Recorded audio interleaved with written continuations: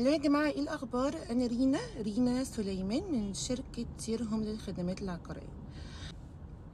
في الحقيقة النهاردة في موضوع مهم جدا عايزة أتكلم معاكم فيه، وهو إن في بعض الوحدات ليها مسميات أنا بصراحة بختلف عليها في بعض الأماكن أو المحافظات. بمعنى إنه في مسمى فيلا، أنا طول عمري أعرف إن الفيلا دي مساحة كبيرة.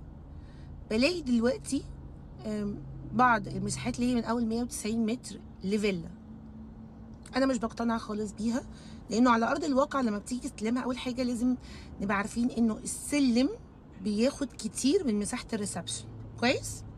السلم اللي هو بيطلعنا للدور التاني. كويس؟ ف 190 متر على فيلا في فيرست هوم او السكن الاساسي بتاعك، انا شايفه ان هي مساحه صغيره، خصوصا لو انت عيله.